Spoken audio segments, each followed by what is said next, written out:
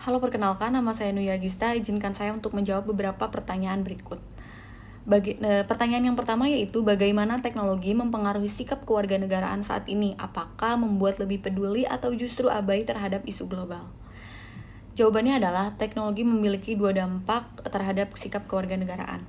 Di satu sisi, teknologi bisa bikin kita lebih tahu dan peduli sama apa yang sedang terjadi di dunia. Misalnya lewat media sosial, kita bisa lihat berita soal perubahan iklim, perang, atau aksi sosial. Bahkan kita juga bisa ikut serta dalam kampanye online buat bantu orang lain.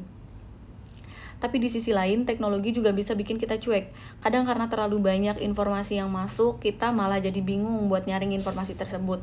Atau bahkan kita jadi nggak peduli.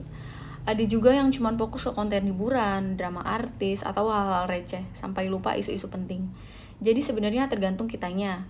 Teknologi bisa bantu kita jadi warga negara yang peduli, tapi juga bisa bikin kita masa bodoh kalau nggak bijak menggunakannya. Lalu berikutnya pertanyaan nomor kedua.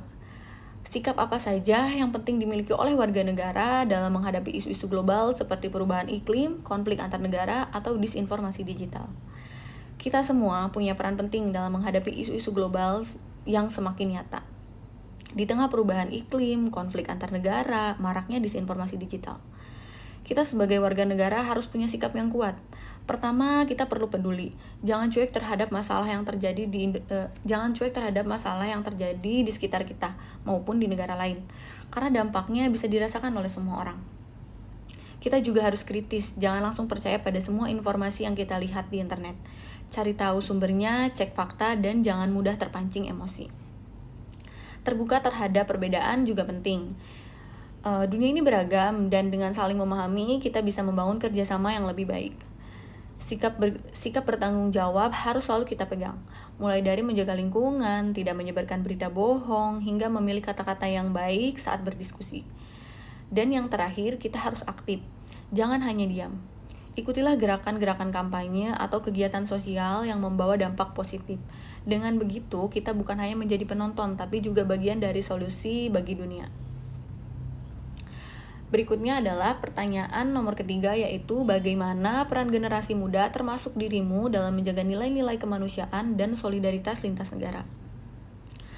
Peran generasi muda termasuk aku dan kamu sangat penting dalam menjaga nilai-nilai kemanusiaan dan solidaritas lintas negara. Kita bisa mulai dari hal-hal kecil, seperti menghargai perbedaan budaya, agama, dan cara hidup orang lain. Di media sosial, kita bisa menyebarkan pesan damai, saling mendukung saat ada bencana di negara lain, dan ikut dalam kegiatan sosial atau donasi kemanusiaan. Generasi muda juga bisa menjadi suara yang kuat untuk perdamaian, keadilan, dan kesetaraan. Dengan sikap peduli dan mau bekerja sama, kita bisa membantu membangun dunia yang lebih baik dan manusiawi.